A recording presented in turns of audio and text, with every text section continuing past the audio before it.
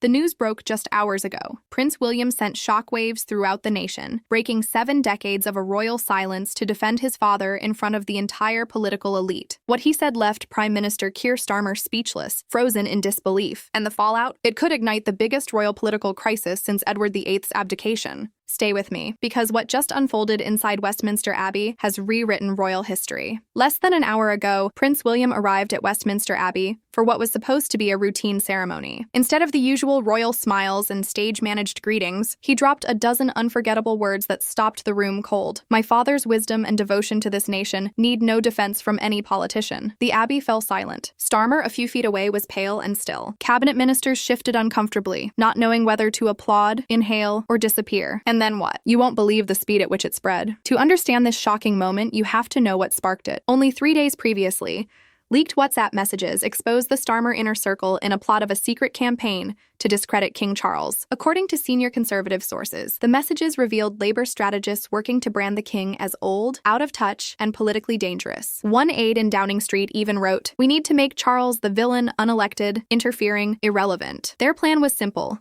undermine the monarch to rescue Labour's collapsing poll numbers. But that wasn't all. Documents later leaked to The Telegraph revealed that Labour had been wargaming this assault for months, even hiring U.S. political consultants, the same firms behind America's most ruthless smear campaigns. The budget? Over £300,000 reportedly from taxpayer funds. Imagine that. While the families across Britain are struggling with energy bills, the government was allegedly using your money to attack the king himself. Prince William wasn't about to let that stand. The Prince of Wales, normally calm, measured, and politically neutral, made a decision palace insiders are calling unprecedented. He would break royal protocol. He would speak out. And he would do it in the most public place possible, under the vaulted ceiling of Westminster Abbey, with the entire establishment watching. Sources close say William spent 2 whole days working on what to say with constitutional experts. And of course, Princess Catherine was right there with him, pushing, "Your father needs you. Britain needs you. If not now, then when?" That moment, shared by a family friend, really drives home how deeply personal this all felt for William. This wasn't impulsive. It was deliberate, strategic, and just utterly devastating. When William finally spoke up, the atmosphere within the Abbey was electric. His tone was calm, but every word landed like thunder.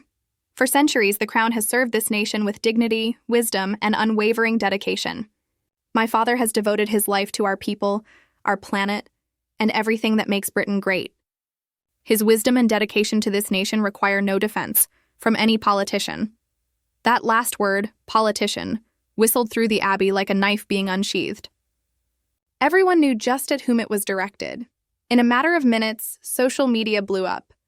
#DefendTheCrown became the #1 global trend in less than 20 minutes. Clips of William's statement saturated TikTok, Instagram, and X millions of views before Downing Street could even blink. But the worst moment for Starmer came when cameras zoomed in on him, pale, frozen, swallowing hard as if he'd been caught cheating on an exam. Body language experts later described his gestures as textbook humiliation. That single confrontation has already reshaped the public's view of both the monarchy and the government, and it's only the beginning. Do not miss what happens next in this historic standoff between Crown and Parliament. Hit subscribe, tap the bell icon, and stay until the end in this series, because the next twist may just change British politics forever. The contrast was so sharp, so visually powerful that even lifelong Labour supporters started questioning their leader. Margaret Davies, a 64-year-old retired nurse from Cardiff who had voted Labour all her life, posted a short video that went viral within hours. "I've supported Labour through thick and thin," she said. But watching Keir stand there speechless while a prince defends his father, that's not strength, that's weakness. That's shame, her words hit home. The clip has now been shared more than 800,000 times and counting. Meanwhile, the very people Labour claims to represent are being left behind. Across London tonight, British veterans, men and women who once served with honour, are sleeping rough on cold pavements. One of them is Michael Patterson, a 71-year-old Falklands veteran. Reporters found him last week huddled beneath Waterloo Bridge in freezing temperatures. After 40 years of service to the Crown, his pension barely covers his medication. With tears streaming down his face, he said quietly, "I fought for this country. I watched my friends die for it. And now I can't even afford a roof over my head. Michael's story isn't rare. It's part of a heartbreaking pattern. New data from Veterans UK shows over 6,000 former servicemen and women are homeless across Britain, 6,000 heroes with nowhere to go. And while Michael sleeps under a bridge, Downing Street spent £1.2 million last month on diversity consultants and media strategists. Executive salaries, luxury hotels, champagne receptions for donors, all on the public dime. One expense entry even lists £38,000 for strategic communications training to teach junior ministers how to avoid answering questions honestly. The contrast is staggering. It's obscene. Even traditionally pro-Labour papers are calling it out. The Daily Mirror, long one of Labour's strongest allies, ran a front-page headline that said it all: Veterans freezing while Starmer plots against the king. That wasn't conservative spin. It was outrage from Labour's own base. Then something happened no one expected. King Charles himself broke his silence. Not with fury, not with politics, but with quiet dignity. At a private dinner inside Buckingham Palace last night, sources confirm the king addressed Commonwealth leaders with words that may be remembered for decades. The Crown does not engage in political battles, His Majesty said calmly. We serve. We do not rule. But we also do not abandon the principles that have kept this nation stable through centuries of challenge. Present at that dinner were the Governor-General of Canada, the Prime Ministers of Australia and New Zealand, and delegates from 15 other Commonwealth nations. By speaking to them directly, Charles was sending a message that stretched far beyond Britain's borders. He reminded the world that the Crown stands for something far greater than any single government or politician. Palace insiders say every word was chosen carefully, vetted by constitutional lawyers, to deliver 3 messages at once. To Starmer, you've crossed a line. To William, you did the right thing. To the British people, the monarchy remains steady while politicians stumble. The optics could not be worse for Labour. On one side, a king showing restraint and wisdom. On the other, a prime minister looking petty, vindictive, and hopelessly outmatched. But it doesn't end there. Behind closed doors, senior members of the House of Lords are reportedly considering what one peer called a nuclear option. Lord Harrington, a respected crossbench peer with 4 decades of constitutional experience, has quietly begun consulting legal experts on whether the upper house can formally censure a sitting prime minister for attacking the monarchy. This hasn't happened since 1783. If the Lords actually move forward, it would trigger a constitutional earthquake so massive that Keir Starmer's position would become completely untenable. The fact that senior legal minds are even entertaining this idea shows just how far Britain has been, pushed into uncharted waters, and here's what makes it even more explosive. 3 senior Labour peers have quietly indicated they would back such a motion. That means members of Starmer's own party in the House of Lords are prepared to publicly rebuke him. The cracks inside Labour run deeper than anyone imagined. The fallout has been staggering. In morning trading, the pound fell by 1.4% as global investors began to panic about Britain's political stability.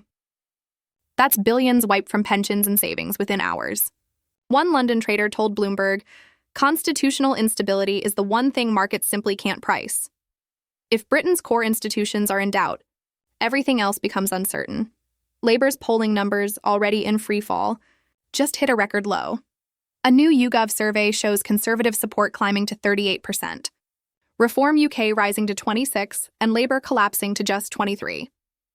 For the first time in modern history, the governing party has fallen into 3rd place. Third. Let that sink in. Among voters over 50, Labour's traditional base, support has dropped to a devastating 17%. In the Midlands and Northern England, regions Labour must win to hold power. They're trailing Reform UK by 20 points. Internal polling paints an even bleaker picture. If a general election were held today, Labour could lose more than 150 seats, their worst result since 1935. Across the country, the public backlash has exploded into the streets. Protests have broken out in London, Manchester, Birmingham, and Glasgow, tens of thousands of people flooding city centres in spontaneous demonstrations. These aren't party-organized rallies. They're everyday citizens furious that their values and traditions are being torn apart.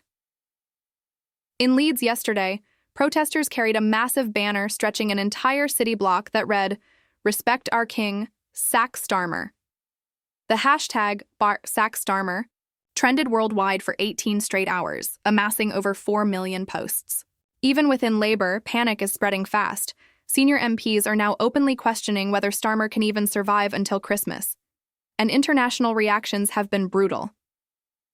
The Canadian Prime Minister's office released a statement praising the dignity and stability of the British royal family, a subtle but unmistakable rebuke aimed squarely at Starmer. In Australia, opposition leaders called the crisis disgraceful, warning that undermining a constitutional monarchy threatens the unity of the entire Commonwealth. Even American news networks, usually indifferent to UK politics, dedicated primetime coverage to what CNN described as Labour's spectacular self-destruction. Inside Number 10, chaos has completely taken over. Ministers are shouting at each other in corridors, emergency meetings are called and then abruptly cancelled, and advisors are leaking stories to save themselves. One explosive moment reportedly came when Shadow Chancellor Rachel Reeves was heard yelling at Starmer's chief strategist, "You've destroyed us. You've destroyed everything we built." Her rage isn't hard to understand.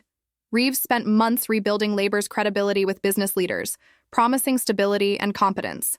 And now, in just 72 hours, that work has vanished because of one man's political miscalculation. Sources inside the government describe WhatsApp groups that once discussed strategy but have now turned into full-blown plots. One, ominously nicknamed After K, includes more than 30 Labour MPs quietly planning for a leadership change. Leaked messages show members comparing candidates, debating timing, and deciding whether to move before or after the May local elections. Another group, titled Damage Limitation, has one grim focus: how to survive the next election with or without Starmer in charge. A senior backbench MP wrote in that chat, "We're facing extinction. Either we act now or we're finished for a generation." At this point, the question isn't if they'll move against him, it's when. Even Cabinet Secretary Simon Case, Britain's top civil servant, looked visibly shaken as he left Downing Street last night. Sources close to him say he's never seen a government in such chaos. And this is a man who lived through Brexit, through COVID, and through Boris Johnson's scandals. Insiders are calling this worse than all of them combined. Case has reportedly prepared confidential briefings for the king, outlining potential scenarios that range from early elections and a minority government to the formation of a national unity government if Labour completely implodes. But here's the detail that could end Keir Starmer's political career for good. Leaked internal Labour polling, shared with several major news outlets, paints a catastrophic picture. When voters were asked whether they trust Starmer to respect Britain's institutions and traditions, 79% said no. 79. Even among Labour supporters, only 38% expressed confidence in his judgment. If these figures are accurate, and multiple independent polls seem to confirm them, then Starmer has lost the one thing no leader can survive without: legitimacy. Think about that. A prime minister cannot govern if the public no longer believes he respects the foundations of the nation. He can't negotiate treaties if foreign leaders view him as unstable. He can't maintain authority if his own MPs are plotting his removal. And he certainly can't claim moral leadership while veterans sleep under bridges and the monarchy is under attack. The optics of that aren't just bad, they're already disastrous, because this isn't speculation. It's happening right now in full public view. Meanwhile, Prince William isn't sitting idle. Sources close to Kensington Palace reveal he's been holding quiet, private meetings with Reform UK's Nigel Farage, senior Conservative leaders, and even moderate Labour MPs horrified by Starmer's tactics. Insiders insist these meetings aren't political. They're about safeguarding constitutional stability. But the underlying message is unmistakable. The heir to the throne is quietly building alliances, preparing for whatever may come next, and making it clear the royal family will not be sidelined or silenced. One fascinating detail emerged from those private discussions. William reportedly began each meeting the exact same way. "I'm not here as a political figure. I'm here as someone who loves this country and wants to make sure we don't tear ourselves apart." That calm, patriotic framing has been incredibly effective. It positions William as a voice of unity while subtly casting Starmer as the source of division. Nigel Farage himself spoke publicly yesterday, sounding more confident than ever. While, others attack our traditions and our king, Reform UK will always defend them. While career politicians panic and plot, we stand for the values that made Britain great. No shouting, no mockery, just steady, measured patriotism, and it's working. Reform UK's membership has skyrocketed by 250% in just 72 hours. Donations are flooding in faster than the party can process them. Their Westminster headquarters reportedly had to hire a dozen new staffers simply to handle the surge of volunteers and new supporters. For the first time in modern British history, Reform UK is no longer a fringe protest movement. It's emerging as a credible alternative government in waiting. The next 72 hours will be absolutely critical, and possibly explosive. Parliament reconvenes tomorrow morning, and Starmer will have to face Prime Minister's questions with his authority shattered and his party on the brink of revolt. Conservative leader Rishi Sunak is reportedly preparing what insiders call the most devastating parliamentary assault in modern history. His team has been working around the clock, collecting every piece of evidence, every contradiction, every leaked message proving Labour's anti-monarchy campaign was coordinated and deliberate. Their goal: present such overwhelming proof that even sympathetic media outlets can't spin it. Meanwhile, Reform UK is pushing for an emergency vote of no confidence that could bring down the government and trigger a snap general election months ahead of schedule. Constitutional experts warn Britain is heading into uncharted waters. Professor David Langford of Cambridge University told the BBC, "We're witnessing a direct clash between elected power and constitutional tradition, something this nation hasn't seen since the English Civil War. If Starmer pushes forward, he risks tearing the country apart for good. If he backs down, his political career is over. There's no escape route left."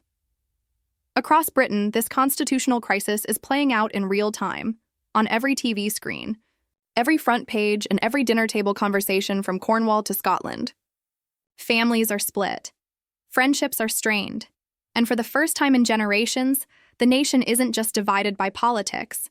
It's questioning what it even means to be British. At the center of it all stands a prime minister who looks increasingly isolated, desperate, and completely out of his depth. So here's the question that everyone's asking right now. Did Keir Starmer just commit political suicide by going after the monarchy? Or is there some slim chance he survives this disaster? Could Prince William's bold intervention actually force a change in government? And is Nigel Farage, the man once dismissed as a political outsider, about to become Britain's next prime minister? What do you think happens next? Does the king invoke ancient constitutional powers that haven't been used in centuries? Does Labour remove Starmer before Christmas? Or does this entire crisis spiral into something even darker? Tell us in the comments below. We read every single one, and your take matters. And if this story shocked you as much as it shocked us, share it with everyone who needs to understand what's really happening inside Westminster right now. The mainstream media won't show you the full picture, but we will, because the British people deserve the truth. So make sure you subscribe, tap that notification bell, and stay tuned, because tomorrow we're revealing the leaked documents that expose exactly what Starmer's team was planning next. And trust me, it's even worse than you think. The next chapter of this constitutional crisis drops in 24 hours. You won't want to miss it.